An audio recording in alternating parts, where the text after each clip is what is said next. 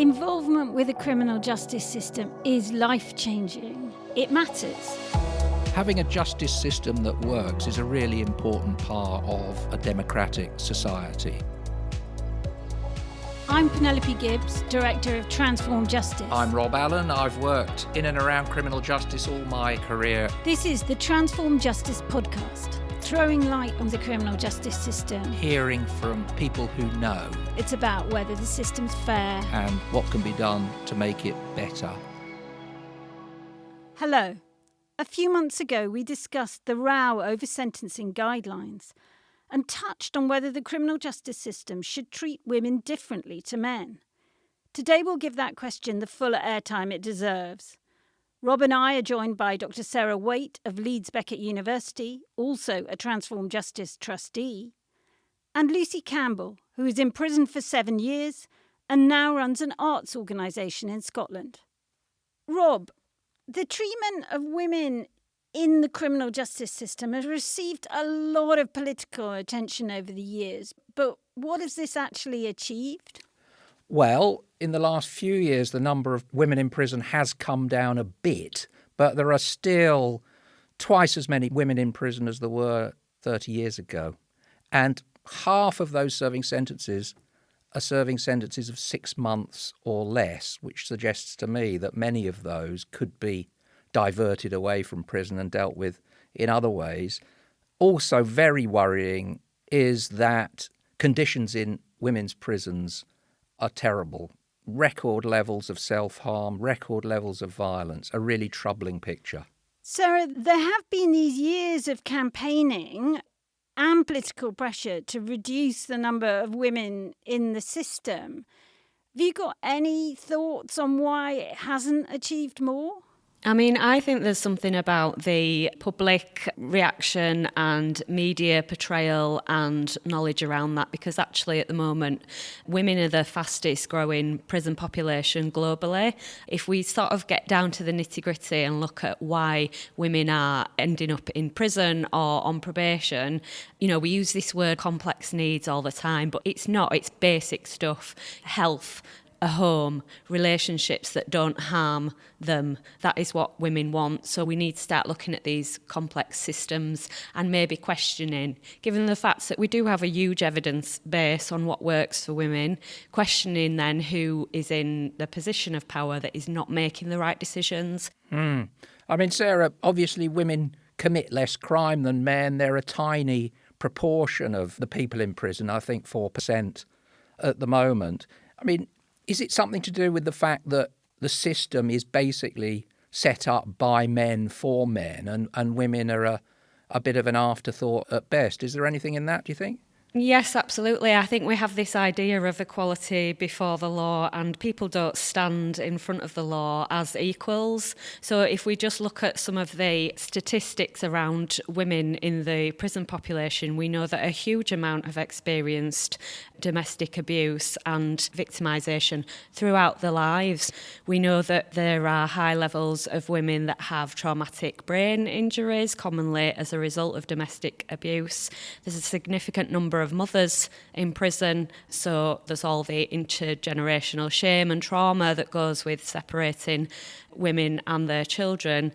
We don't really talk about the experiences of trans women in prison. We know that black and minoritised women and migrant women are hugely overrepresented at every stage of the criminal justice process. We know that women with care experience are overrepresented. So all those issues point to failures with state systems. So, Lucy, you've been in prison in Mexico. Tell us a bit about what got you there and your experience there. Yeah, so in 2004, I was arrested in Mexico for trafficking drugs. Got a 10-year sentence there. My boyfriend was arrested at the same time as put in a men's prison. So I was in a really unique position of being able to spend time in a female prison, but I had access to the men's prison as well.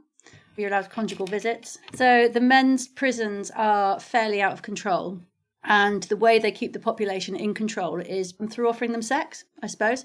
You can see your loved ones. You can spend time with your loved ones. You can see your women if you behave. And in that way, they keep the prisons in check because it's a privilege they can take away and no one wants that privilege taken away.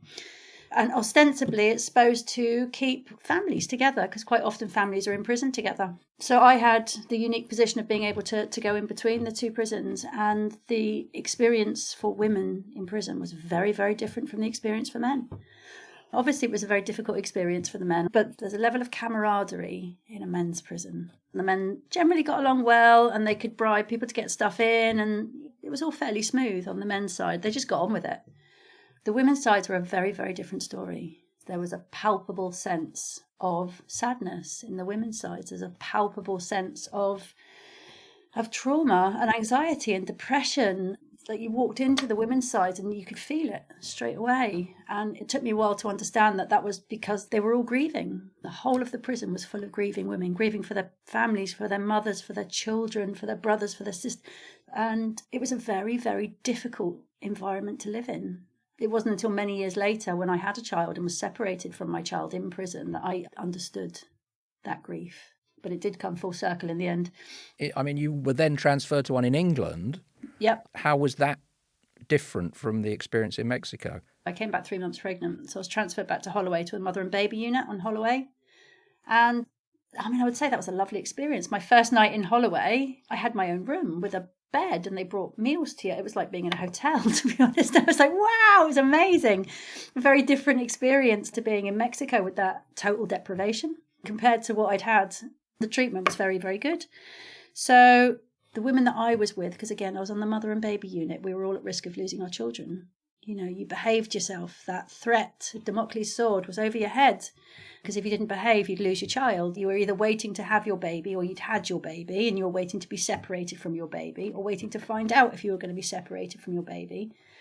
So instead of the grief that we felt in Mexico, it was a constant anxiety, tension, fear of what's going to happen. How is this going to pan out?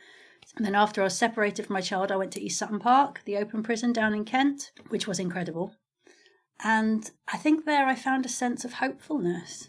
That was the first sense that actually there could be life after this, that there are steps after this. And the women there was a sense of freedom. You'd been given a little bit of your autonomy back. So again, a very different emotional situation from Mexico and from Holloway. It's a moving forward place. It's a liminal space almost. And Sarah, people speak of women in prison and, in fact, in the wider justice system as vulnerable. Is this helpful as a label? Is it right? I would say it's not helpful. A lot of women that I speak to who have been criminalised do not like labels like vulnerable, offender, complex needs. I think what those type of labels do is collapse the characteristics of a person, and so the person then becomes defined by that characteristic, and that then can impact how staff respond and talk to that person.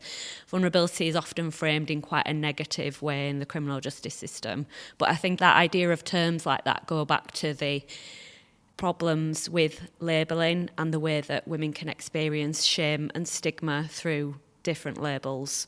And in fact, in the past, certainly, people have kind of used that, or the label of vulnerability, as a means of kind of getting sympathy for the women. Yes, yeah, definitely.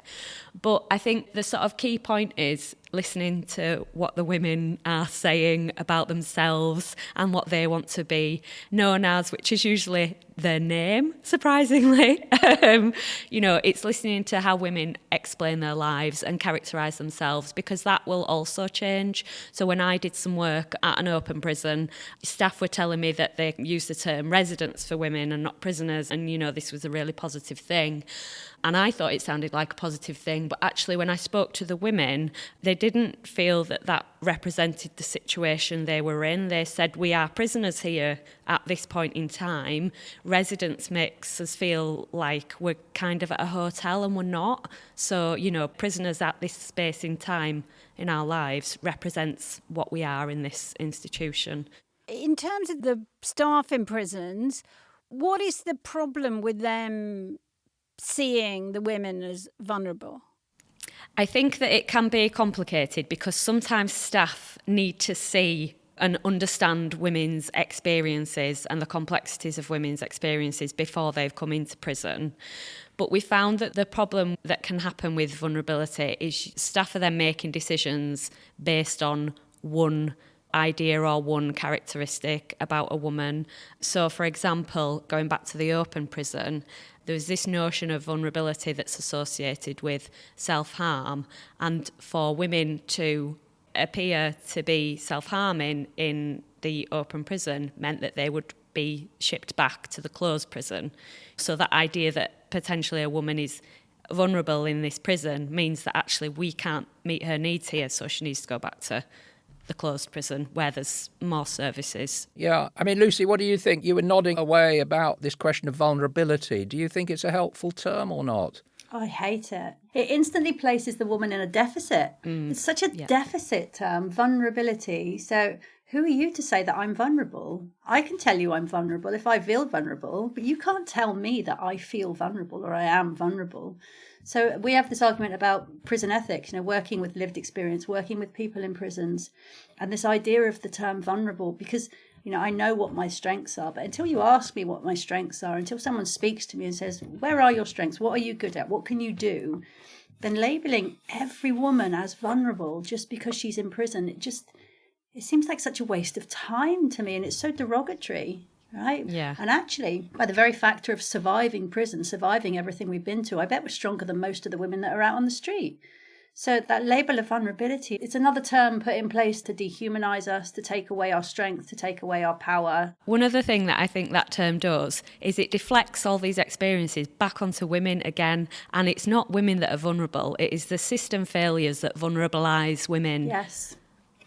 What, the system failures make them vulnerable? Yeah. Yes. Yeah. I mean, I suppose the thinking is that we know that a lot of women in prison have got terrible experiences of abuse and neglect and exploitation. A lot of women have got mental health difficulties that haven't been dealt with at all or very well. And therefore, while they're in prison, they may be at risk of further self-harm. They may be at risk of getting involved in violence. So, in a sense, maybe it is the wrong term, but if it's coined in a way that leads the prison service to provide the kinds of services that women need, isn't that a good thing? You should have a holistic service then, right? You should be going up to women and saying, what do you need? How do you consider yourself? What are your needs in this situation? Let's talk to each other and let's write out a care plan of how you feel and how we can deal with you. And then that scraps that whole idea of vulnerability. If the woman wants during that care plan to label herself as vulnerable, then that's her decision. But if she doesn't want to label herself as vulnerable, she might need something completely different, but no one's bothered to ask her. And the prison isn't in a position to respond to women's needs anyway. If they're talking about vulnerability in relation to self-harm, prison makes that much worse. Women are massively overrepresented in self-harm and suicide statistics within the prison that isn't replicated in the general population because there's something about that prison environment that compounds that for women and women's experiences. So again, just to use terms like that to point to the woman as the problem that needs fixing, it's not the solution. Okay. Well, I've learnt something because it's a term that I sort of use without thinking about it, and I will certainly think again about that. I mean, Lucy, you told us you went to prison for drug smuggling, effectively, and it's a crime that quite a few women are convicted of. Why do you think so many women do end up as drug couriers? When we're very poor, there is no recourse, there's nowhere to go, there's nothing to do. And our only actions from that stem into trying to survive, Trying to survive in a really harsh climate means bending rules, breaking rules. That response to circumstance, that response to trauma, that response to having no support when things are going wrong. In the situation that I was in at the time, when I was absolutely skint, very precarious living conditions, and been in quite deep criminal circles for quite a while with no means of escape. So that was the escape plan. I can't speak for other women. For me, I was naive. And being 24, that reckless thing of, I'm never going to get caught. It's not going to happen to me. you think you're immortal at the age of 24. I mean, that was your experience, but you will have probably met other women who were drug couriers, and quite often there is an element of coercion, isn't there, from men? Yeah, my initial forays into it were definitely coerced.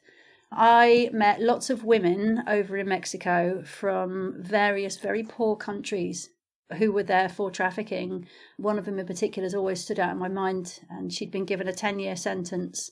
She was from a very, very poor South American country, got caught in Mexico trafficking, and she'd been offered a chance basically to feed her children. This was a big load of money she would have been given that would have taken her slightly out of poverty and allowed her to feed her children. And she had to come to terms when she was in there that actually she wasn't going to get to see her children grow up now. They were in a different country. It wasn't just that she couldn't even feed her children. She wasn't even going to see her children. And that was devastating to watch that. It's desperation. You don't do these things for fun. You don't do them because they sound like a jolly. You do them out of sheer desperation. It's survival. How do I survive in this incredibly difficult world? Someone gives you an out. Quite often, that out just seems like a really good idea at the time because you're not thinking straight as well, right? I mean, I know I was maxed out on all sorts of drugs, alcohol for years. I wasn't in the lovely, beautiful clarity mindset that I live in at the moment. I think that's such an important point, and again, overlooked so much in public and policy rhetoric. We have this idea of choice and, well, women shouldn't be doing this, if they've got kids, blah, blah, blah.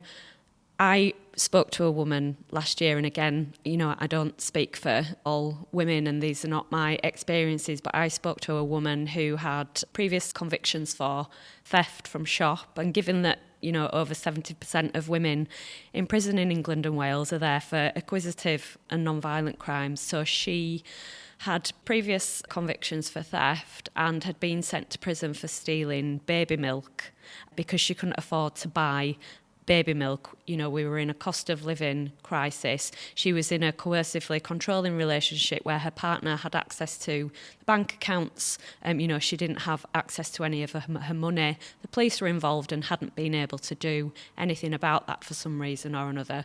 So my question then was, well, who wouldn't do that in those circumstances? And what would have happened to her if she hadn't have stolen that milk to feed her child? She'd have been shamed for not feeding her child, potential social care involvement and all sorts of different interventions. So I think there's something about understanding women's experiences when those choices are being made, because they're not really choices, are they, in that situation? No. Where are the support systems? Where are the community support systems?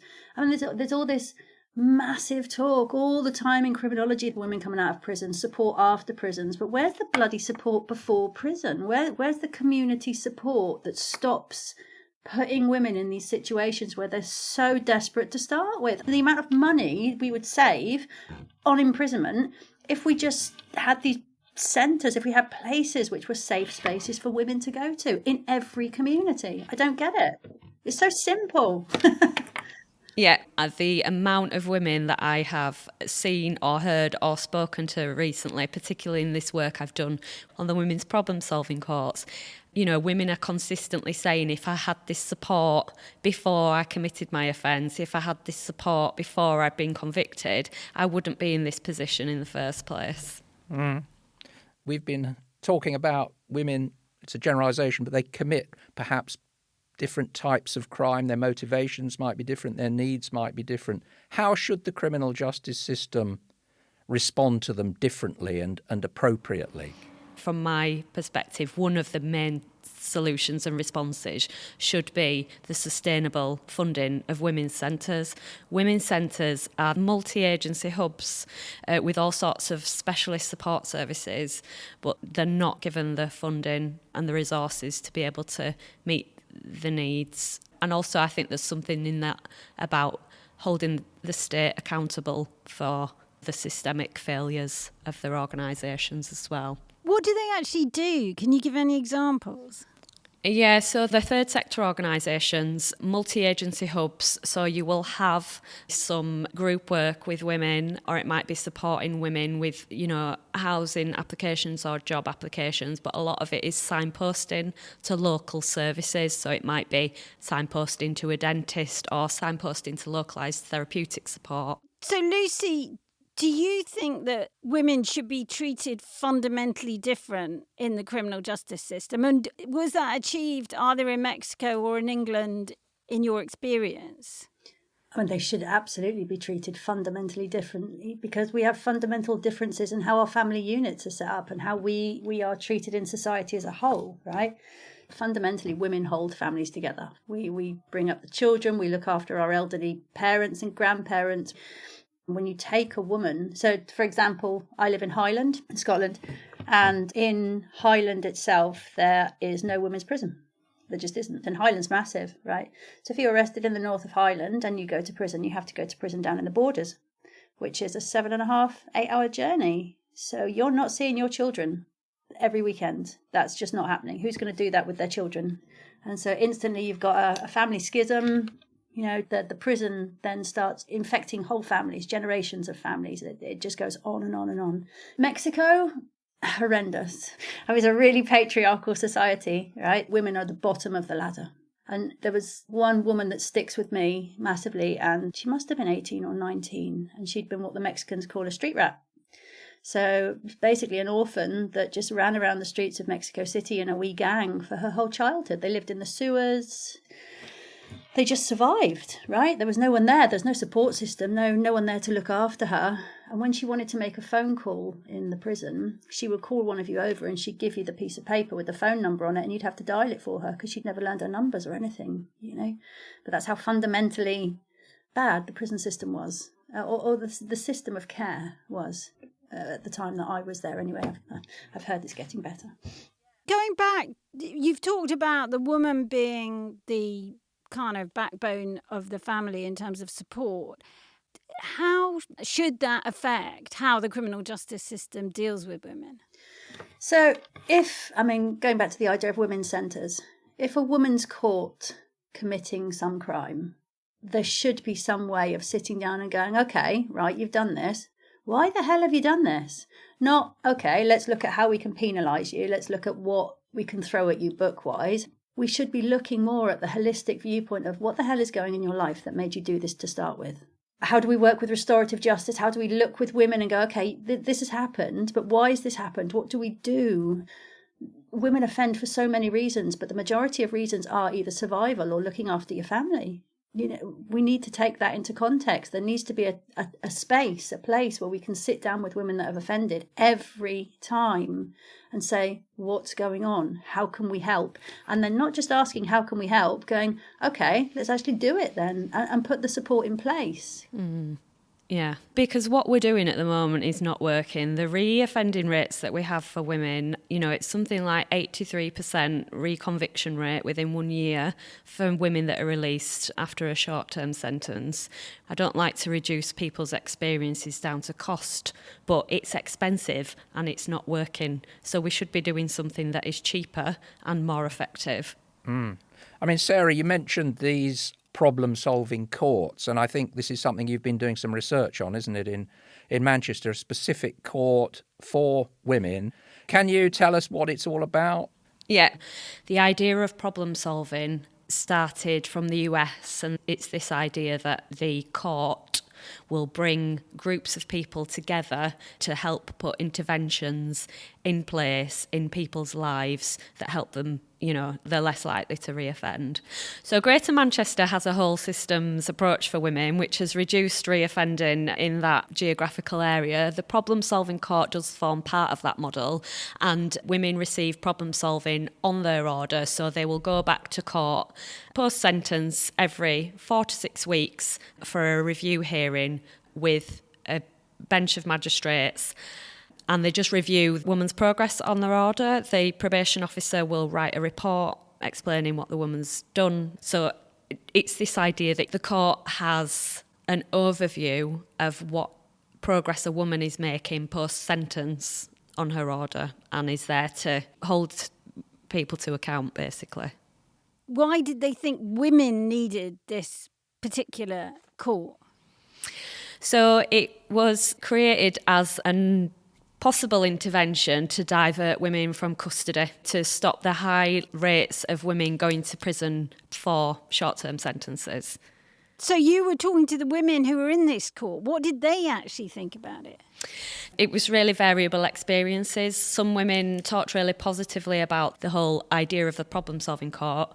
Actually, it was interesting because when we unpicked what it was that they were experiencing that was positive, it was the support that they were getting from the women's centres and the relationships that they had with their probation officers. So when you dug deeper, what they were positive about wasn't actually the court bit, it was the women's centre and probation bit. Some women did like this idea of getting praise from a magistrate, a bit of validation from somebody who's in that position. But some women also found that quite patronising because they hadn't built that rapport and that relationship. There were also some issues where, magistrates were really well intentioned, but gave advice that just wasn't really appropriate. We have one example in the report where a woman was advised to exercise and the woman felt really ashamed about her weight because of that experience. Lucy, what do you think about this problem-solving court idea? Is it something that you might have benefited from back in the day? I think I would have hated it. Not the women's centres. I think one of the main causes of my offending was a complete lack of community. And I think having a women's centre at that point would have really turned me around. Someone that actually cared enough and listened and gave you the support that you needed. But I think if I'd have had that extra layer of having to go through magistrates and stuff, I would have rebelled. It would have pushed me even further out into the margins. Most definitely. An extra layer of bureaucracy on top of everything, I would have gone wilder.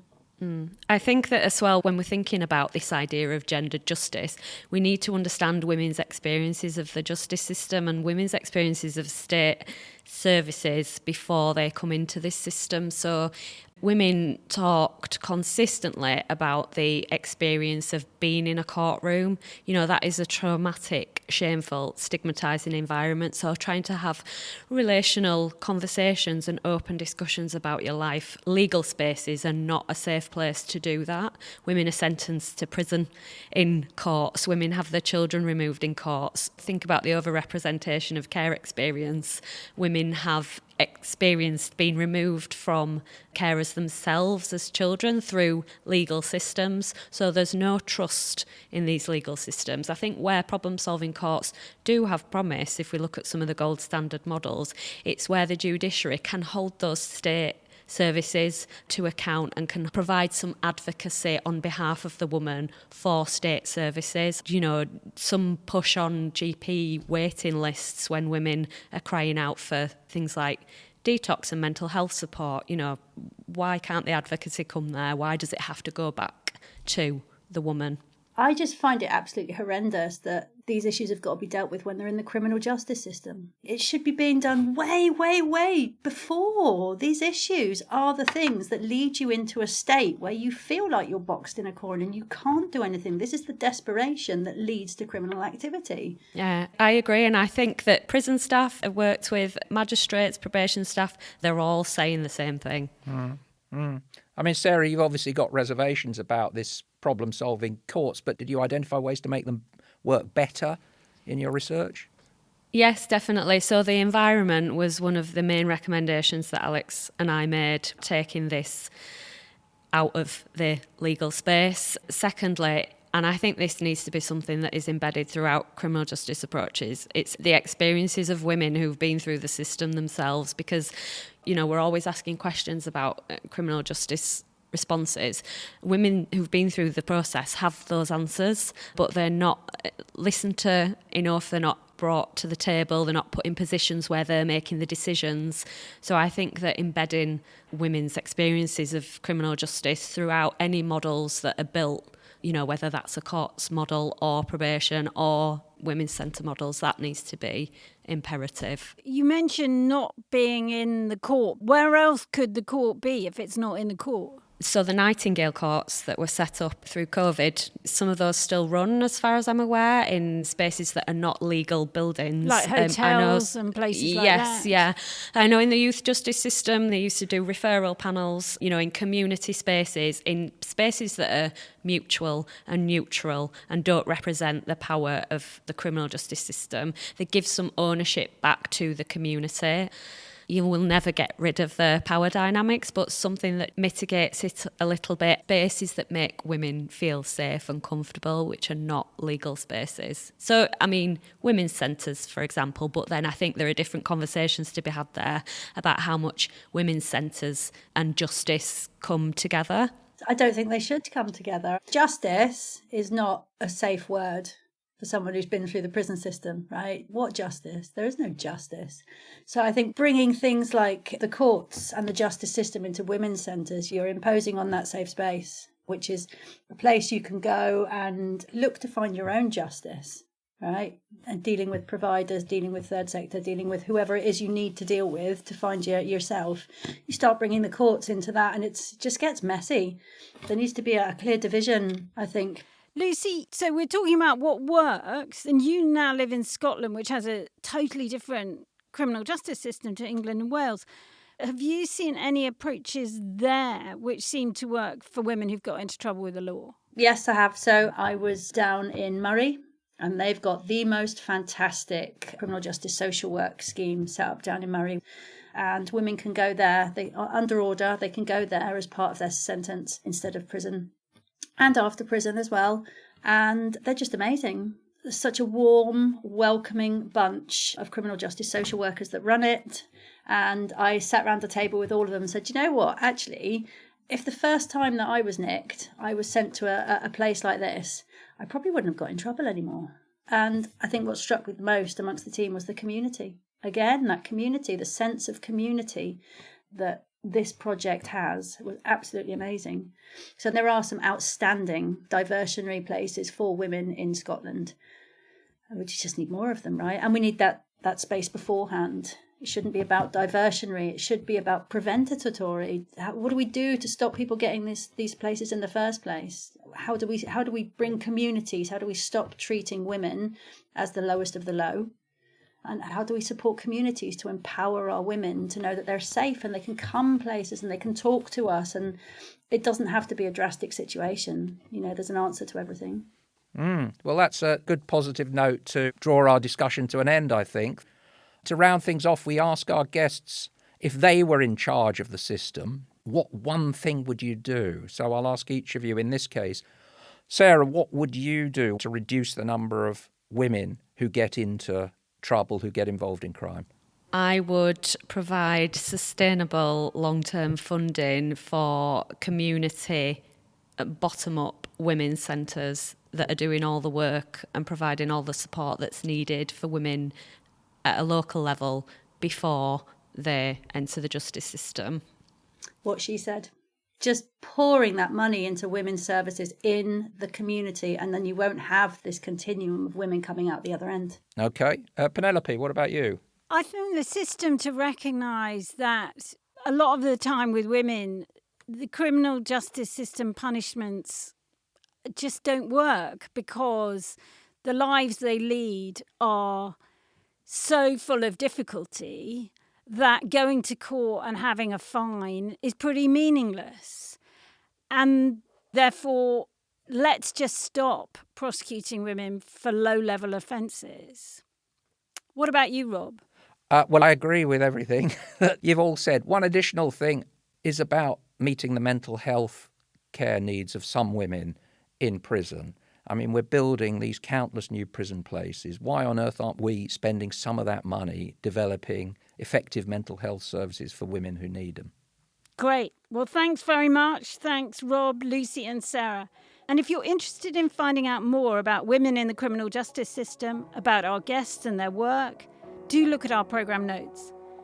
And if you like us, do rate us highly on whatever app you use. Bye. Bye-bye. Bye. Bye.